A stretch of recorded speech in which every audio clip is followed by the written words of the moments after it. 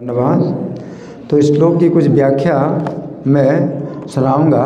श्री भगवान ने कहा जो व्याख्या है आप लोग बड़े ध्यान से सुने।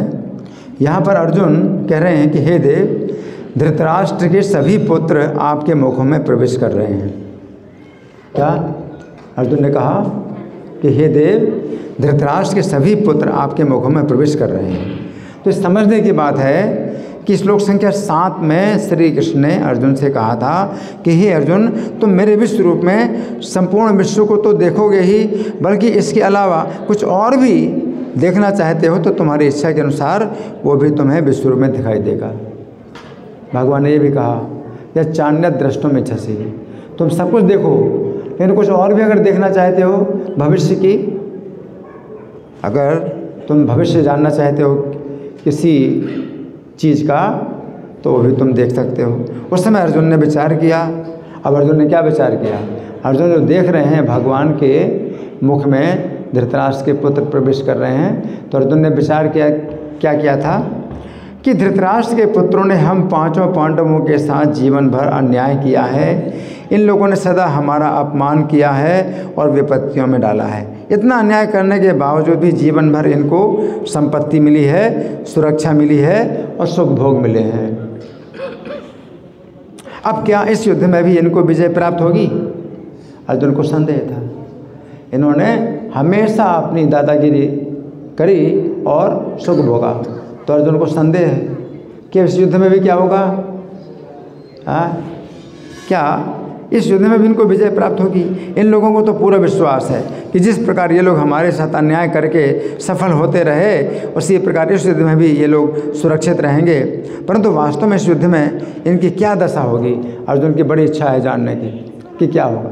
क्योंकि भगवान ने कहा था अर्जुन से, तुम जो कुछ देखना चाहो देख लो, है ना। तो अर्जुन की इच्छा है देखने की कि इस युद्ध के परिणाम में क्या होने वाला है।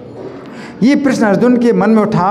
अतः इस समय विश्व रूप में अर्जुन देख रहे हैं कि धृतराष्ट्र के ये 100 पुत्र विश्व रूप के मुखों में प्रवेश कर रहे हैं। इस प्रकार अर्जुन को संकेत प्राप्त हो रहा है कि इन्होंने जीवन भर पांडवों के साथ जो अन्याय किया है, इस अन्याय का अंत इनके शरीरों के अंत के साथ होगा, है ना। फिर अर्जुन कह रहे हैं, हे देव, भीष्म, द्रोण, कर्ण भी आपके मुख में प्रवेश कर रहे हैं। तो अर्जुन ने क्या विचार किया था? भगवान ने ये दिखाया। क्यों? अर्जुन के मन में जिज्ञासा थी। क्या? पितामह भीष्म ने मेरे ऊपर अब बहुत स्नेह किया, परंतु जहाँ तक कौरवों के अन्याय की बात है, भीष्मदेव ने कौरवों का इस विषय में कभी भी कड़ा विरोध नहीं किया। यद्यपि भीष्मदेव को पांडवों से सहानुभूति अवश्य रही, परंतु उन्होंने इस संबंध में कोई उचित कदम नहीं उठाया। भीष्मदेव बहुत सम्मानित और बहुत वीर हैं। अभी तक जितने भी युद्ध हुए हैं उन सभी युद्धों में भीष्मदेव की विजय हुई। अब इस युद्ध में भीष्मदेव की क्या गति होगी? अर्जुन के मन में जिज्ञासा है ना, ये मन में आती ही जिज्ञासा कि क्या होगा। अर्जुन ने विचार किया, द्रोण मेरे बहुत सम्मानित आचार्य हैं, इन्होंने मुझे युद्ध विद्या की शिक्षा दी, परंतु इन्होंने भी कौरवों के द्वारा हम पांडवों के प्रति अन्याय को देखकर कोई उचित कदम नहीं उठाया, परंतु फिर भी इनका स्नेह हम सभी पांडवों के प्रति बहुत है। आचार्य द्रोण सभी अस्त्रों के ज्ञाता हैं। अब इस युद्ध में इनकी क्या गति होगी? अर्जुन की इच्छा है परिणाम जानने की। फिर अर्जुन ने विचार किया, ये सूत पुत्र कर्ण मेरे साथ बहुत स्पर्धा रखता है। ये दुर्योधन को प्रसन्न करने के लिए सदा हम पांडवों से द्वेष करता है। इस युद्ध में इसकी क्या गति होगी?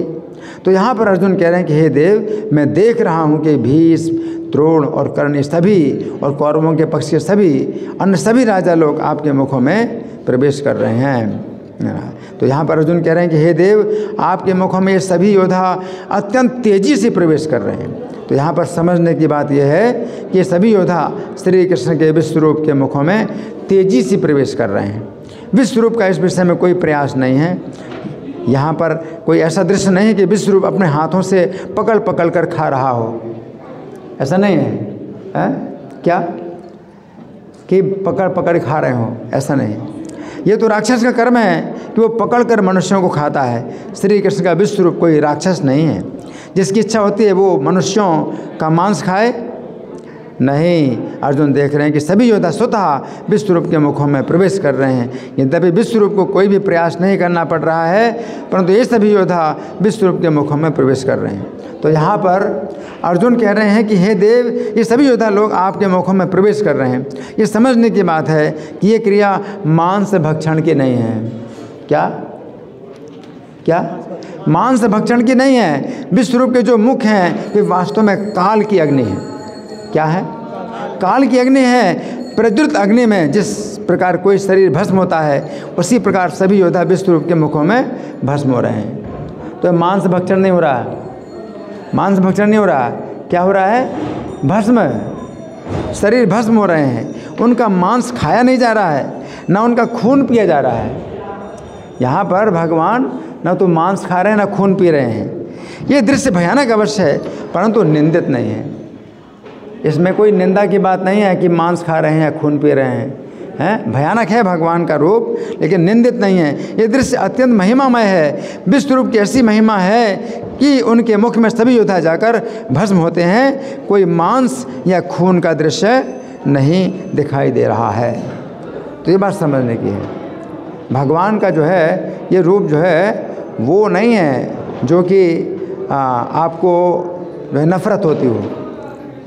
भगवान का रूप बहुत सुंदर है। भगवान का जो है तेज है ना। ये राक्षस जो तमोगुणी राक्षस होते हैं, उनका जो है मतलब जैसे शरीर खून से मतलब भरा है और जो है मांस खा रहे हैं, और मांस और खून की कीचड़ मची हुई है, और वो जो है स्प्रे से मार रहा है ना। खून हो रहा है, कुछ नहीं है। खून की एक बूंद भी नहीं है। मांस भी और खून भी कुछ भी नहीं दिखाई पड़ रहा है।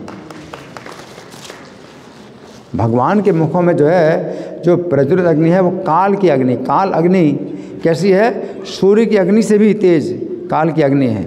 तो सूर्य में भी जो है अगर कोई चला जाए तो भस्म भी नहीं मिलेगी, राख भी नहीं मिलेगी। तो फिर भगवान खा क्या रहे हैं? कुछ नहीं खा रहे हैं। भगवान के मुखों में ही सब कुछ हो रहा है, तो उनके पेट में कुछ जा ही नहीं रहा, उनके गले के नीचे कुछ नहीं जा रहा कि भगवान जो है खा रहे हैं।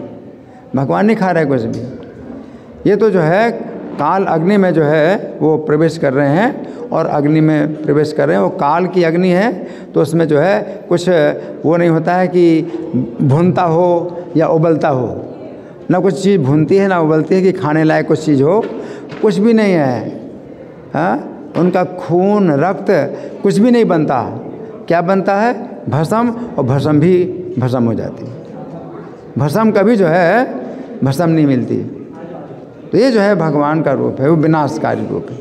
और भगवान जो है परित्राणाय साधूनां विनाशाय च दुष्कृतां धर्म संस्थापनार्थाय संभवामि युगे युगे, है ना। तो भगवान पृथ्वी का भार उतार रहे हैं। तो भगवान जो है अर्जुन को ये दिखाना चाहते हैं, है ना। तो अर्जुन की विशेष इच्छा थी। भगवान ने तो सब कुछ दिखाया, उनके शरीर में सब कुछ है, लेकिन भविष्य की भी कोई बात अगर आप जानना चाहते हो तो अभी इसमें देख सकते हो भगवान के विश्वरूप में। तो कहने की ज़रूरत नहीं है कि अर्जुन कहें कि मैं ये देखना चाहता हूँ, मैं वो देखना चाहता हूँ, है ना। जैसे मोबाइल में आप बोलते हैं तो वो दिखाता है। मोबाइल में भी कई मतलब ऐसे होते हैं ना कि आप जब बोलते हो कि मैं ये देखना चाहता हूँ, तो यहाँ विश्व रूप में बोलना भी नहीं पड़ता। आपके दिमाग में कुछ आती है बात तो वो सब दिखाती है। मतलब भूतकाल की, पूर्व काल की जो भी घटना देखना चाहो तो देख सकते हो, भविष्य काल की कोई घटना देखना चाहे तो देख सकते हो। आपको बोलने की भी ज़रूरत नहीं है, केवल इच्छा करने की ज़रूरत है। क्योंकि भगवान अंतर्यामी है। हाँ, बहिरंतश्च भूतानाम अचरम चरम एकचा, सबके अंदर भी हैं, सबके बाहर भी हैं। तो भगवान कभी अगर पूछते हैं तो आपको बताना होता है। भगवान पूछते हैं, भगवान चाहते हैं कि आप बताइए तो आप बताते हैं। लेकिन भगवान को अगर जो है वो वैसे पूछने की ज़रूरत नहीं है कि आप बताएं भगवान को, तभी भगवान जान पाएंगे। तो ऐसा कुछ नहीं है, भगवान सब जानते हैं। तो अर्जुन को भगवान ने कहा तुम जो कुछ भी देखना चाहे तो देखो। अब अर्जुन को जो है कुछ भी बताने की ज़रूरत नहीं है कि मैं ये देखना चाहता हूँ। अर्जुन के मन में जो विचार आया, भीष्मदेव है ना कभी भी पराजित नहीं हुए। अब इस युद्ध में क्या होगा दिखा दिया भगवान ने। भीष्मदेव का क्या हाल होगा। द्रोणाचार्य इतने महान आचार्य हैं, है ना, उनका क्या होगा? भगवान ने दिखा दिया द्रोणाचार्य का। कर्ण भी बहुत शक्तिशाली शूरवीर योद्धा है ना, उसने बड़ा पुरुषार्थ दिखलाया, इसका क्या होगा? भगवान ने दिखा दिया, ये होगा। देखो ये सब तो भगवान जो है मतलब विश्व रूप में मतलब बहुत जो है अपना ऐश्वर्य दिखलाते हैं। जैसा प्रभु जी ने बताया कि मतलब आप जो है आप ऐसे आप धोखा ना खाना कि कोई व्यक्ति कहे कि मैं भगवान हूँ, है ना। अगर कोई कहे भगवान हूँ, है ना, तो ठीक है, आप मुझे अपना विश्व रूप दिखलाओ और मैं जो चाहूँ हैं आगे का परिणाम तो वो भी दिखाओ। अगर मैं देखना चाहूँ कि इस स्थान में 10,000 साल पहले क्या चल रहा था, क्या बना था और क्या हो रहा था, वो दिखाओ विश्व रूप, है ना। तो आप विश्व रूप में तो मतलब पूर्व काल की भी कोई घटना आप देख सकते हो, भविष्यकाल की कोई घटना देख सकते हो, और पूरी सृष्टि में किसी भी समय की भविष्य की और पूर्व की घटना पूरी सृष्टि के अंदर भी आप देख सकते हो, जान सकते हो। और 10,000 साल पहले आप क्या थे वो भी आप जान सकते हो। विश्व रूप तो ये भी है। दिखाओ अपना कुछ भी तो दिखाओ, थोड़ा सा दिखाओ, है ना। भगवान का 1000 सूर्यों का प्रकाश है, आप जुगनू का प्रकाश भी अब निकाल के दिखाओ अपने शरीर में है ना। तो मतलब ये है कि तब कुछ भी नहीं है ना, एक जो है उनका एक कण भी नहीं है, विश्व रूप का एक कण भी नहीं मतलब बन सकते आप, है ना। तो ये मतलब ये है कि भगवान की जो महिमा है तो वो जो है मतलब इससे पता चलती है और इससे जो है चुनौती मिलती है कि कृष्ण अपने को भगवान कहते हैं तो दिखाते भी हैं। तो इस तरह से अपने को भगवान कहने वाले तो बहुत हैं, लेकिन दिखा नहीं सकते कुछ भी, है ना। धन्यवाद। ग्रंथराज श्रीमद् भगवद गीता की जय, श्रील प्रभुपाद की जय। हरे कृष्णा।